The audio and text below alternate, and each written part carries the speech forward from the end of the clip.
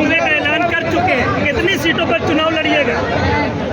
लगभग बहुमत का जो आंकड़ा पार होता है उतनी सीटों पर लड़ेंगे। सबसे पहले हम लोग की तैयारी की समीक्षा करेंगे। आज लगभग नहीं करने से 1000 के आसपास जनसभाएं हुई, 19 जिला प्रमंडलों में हुई। तो हम लोग एक बार समीक्षा करेंगे कि हमारा जो सभा जो भीड़ बन के आए थे तो वोट में तब्दील करने के योग्य कहाँ कहाँ वहाँ वो अपनी पूरी शक्ति के साथ 2024 के चुनावी समर में उतरने की तैयारी करेंगे।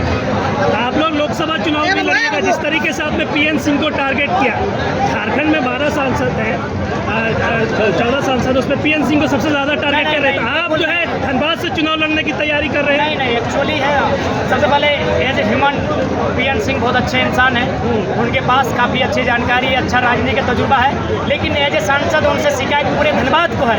यहाँ का हवाई अड्डा देवघर, यहाँ का अस्पताल देवघर, यहाँ की सारी योजनाएं देवघर। ऊपर से जब 60-40 की नीति का समर्थन करने गए, युवाओं को डांट फटकार के भगाया गया। तो as a human PN Singh को हम प्रणाम करते हैं, हम चायु में काफ़ी बड़े हैं, लेकिन एक प्रतिनिधि होने के नाते उनसे शिकायतें हैं।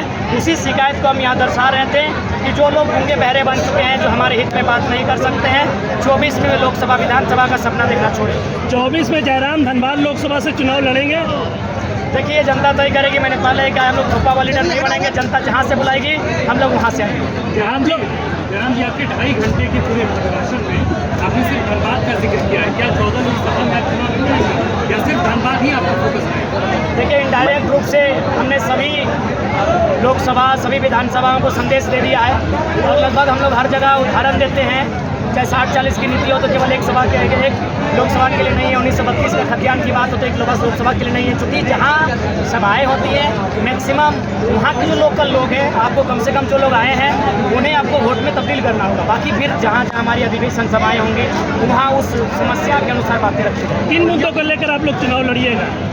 सबसे बड़ा मुद्दा सिराजदा और आपके तमाम मीडियाकर्मी जहाँ खड़े हैं, यही हमारा पहला मुद्दा है। ये एचईसी ने कभी ये ज़मीन लिया था, शायद एफसीआई के नाम से उस समय था। सॉरी, एचईसी नहीं, एफसीआई रांची में। ये एफसीआई का ज़मीन था, आज हर्ल में ट्रांसफ़र हो चुका है। जबकि भूमि अधिग्रहण कानून है कि अगर 5 साल के अंदर आप अगर कोई योजना स्थापित नहीं करते हैं तो रैयत को वापस देना चाहिए। ये सुप्रीम कोर्ट का आदेश है, इसमें विधानसभा हस्तक्षेप करते हुए रैयत को वापस कर सकती है। तो हम सबसे पहले जो लड़ाई लड़ेंगे, और एक झारखंड का जो विवाद है, ज़मीन का विवाद सबसे बड़ा है। आप देख सकते हैं जो आज हमारी पट्टी का मैदान है, एफसीआई का मैदान, ये लगभग कई हजार एकड़ों में फैला हुआ है। तो कहीं ना कहीं विस्थापितों की दर्द पीड़ा को आप समझना होगा और यही हमारा सबसे पहला मुद्दा होगा। बहुत से लोग अपने जयराम जी अपने पहले संगठन के पहले अधिवेशन के लिए देखिए, चूँकि आंदोलन का आगाज धनबाद बोकारो से हुआ था, तो धनबाद बोकारो में हम लोग पैरमों को चयन कर रहे थे। पैरमा हमारा बीच का जगह पड़ता है, या नावाडी को चयन कर रहे थे। लेकिन इसी बीच चर्चा हुई कि नहीं, विनोद बाबू, उन्होंने 1972-73 में बदलाव के लिए किलकारी गुंजाने के लिए एक स्थापना किया था। 50 साल हो गए तो हमने विनोद बाबू की विचारधारा, कॉमरेड ए.के. राय की विचारधारा इस माटी में जुड़ी है। यहाँ के कण कण में, यहाँ के रग रग में, यहाँ के जर्रे जर्रे में, यहाँ की हवाओं फिजाओं में उनकी विचारधारा है। दोनों की जो विचारधारा है वो समाजवाद, साम्यवाद की विचारधारा है, समानता की विचारधारा है, कैपिटलिज्म के विपरीत जाकर एक विचारधारा को स्थापित करती है जो एक आम व्यक्ति के विकास के लिए, उन्नति के लिए सोचती है। तो हमें लगता है उस विचारधारा से बेहतर कोई विचारधारा नहीं हो सकती है। इसीलिए हम लोगों ने विनोद बाबू की जन्मभूमि और कॉमरेड ए.के. राय की कर्मभूमि को चुनने का काम किया। बहुत से लोग आप पे ये आरोप लगा रहे हैं कि आप जो है भाषा खतियान के नाम पे राजनीति, मतलब आपने शुरुआत की और अब राजनीति में उतरना आपका मेन मकसद था। जी नहीं, मेन मकसद ना था, ना कभी है, ना कभी रहेगा। अभी भी समय है। यदि गवर्नमेंट हम लोग को कमज़ोर करना चाहे तो अगले जो सत्र आयोग से पारित कर दे, हम लोग खुद ब खुद कमज़ोर हो जाएंगे, गवर्नमेंट सारा श्रेय ले लेगी। इसलिए ऐसी कोई मंशा नहीं है।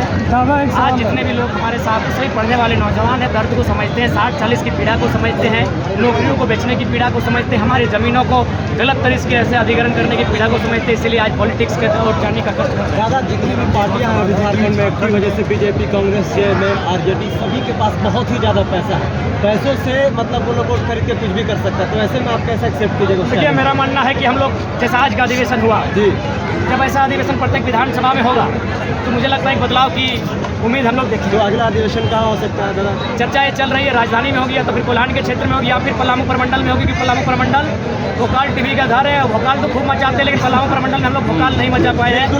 इसलिए हम लोग पलामू प्रमंडल की दिशा में बढ़ेंगे। जयराम जनता बोल रही है, जयराम यहाँ की जनता बोल रही है सीएम के रूप में देखना चाहते हैं। तो क्या झारखंडी भाषा कल्याण संघ समिति है वो मेयर पद पे है या वार्ड के स्तर पर कोई अधिकृत निश्चय ही जब आप चुनाव की हम लोग बात ऑफिशियली कर चुके हैं तो निश्चय ही हम लोग अपनी ताकत के अनुसार वार्ड पार्षद और जहाँ तक हमारी शक्ति संभव होगी हम लोग वहाँ तक पहुँचेंगे, चुनाव को लड़ेंगे। आपका यहाँ की जनता बोल रही है कि सीएम के रूप में देखना चाहते हैं, टाइगर को अगला सीएम है, तो आप लोग लोकसभा में क्यों ऐसा तैयारी कर रहे हैं? लोकसभा हमारा वार्म अप है और चूँकि हमारा तो नियम है कि मुख्यमंत्री रहे या प्रधानमंत्री रहे कोई बिना लड़े भी बन सकते हैं भारत का संविधान। तो लोग